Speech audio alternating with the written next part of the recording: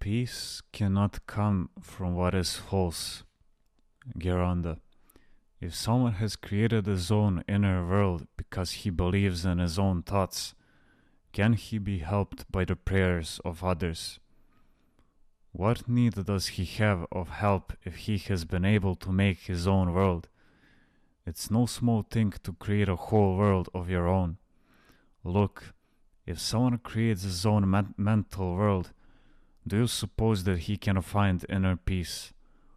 Do you think he can feel happiness? His world is a lie. A lie cannot give joy and peace. Let's say that one tells a lie in order to protect another. He may even save a person from death, but the lie he has told is still half a sin. Or again, one may lie with good intentions in order to prevent greater harm. For example, someone you know comes to the monastery secretly to talk about a problem in his family and finds some relief. And let's say that his brother comes and asks you, "Has my brother been here?" If you tell him he has, then a problem can be created by exposing the brother. So you tell him, "I don't know." For if you say, "Yes, he has," this could lead to a serious problem.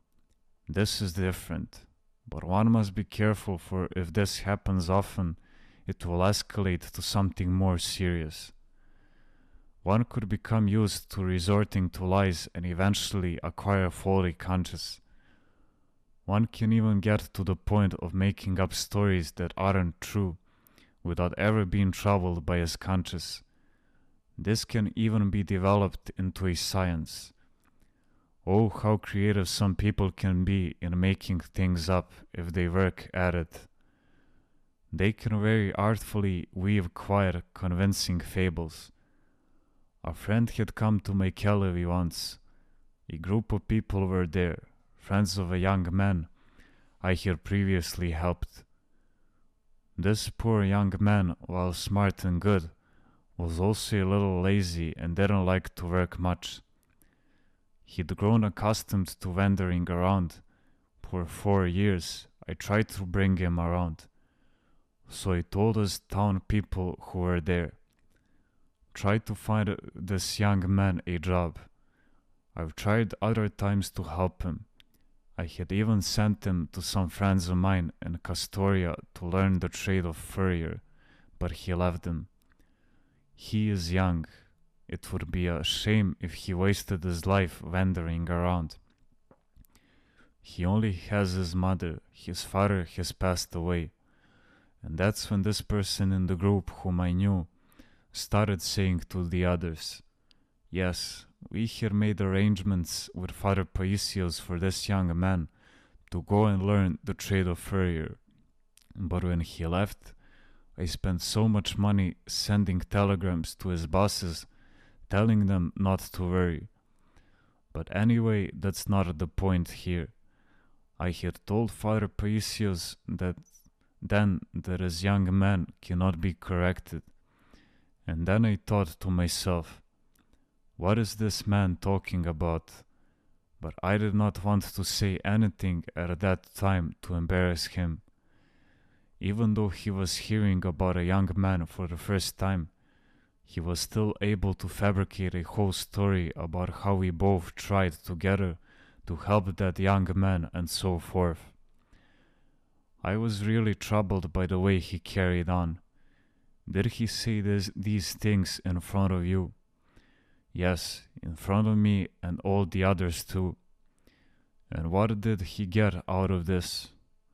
What did he get out of this? At that moment he felt a sort of selfish satisfaction, but later he would be tormented. He had no inner peace. When a person tells a story that is somewhat exaggerated, yes, garnished, is it all done out of vainglory? What else could it be? Out of vainglory and egoism. How can such a person be helped to correct himself?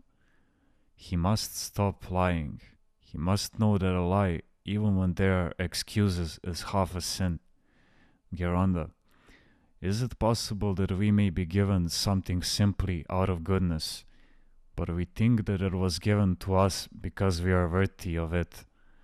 Look, if I tell you, you, sister, can reach the spiritual level of your patron saint. You may laugh a little over that, but you will not be at peace with it. What is false cannot bring peace, because it does not have the grace of God. And the unfair person who wrongs others and says, "This is mine," doesn't find any peace. Take for example the Turks in Constantinople. Even though so many years have passed since the fall of the city, when they see Greek visitors, they feel like they are holding on to something that they have stolen and look upon the Greeks as the rightful owners. And these are Turks, and so many years have passed since then.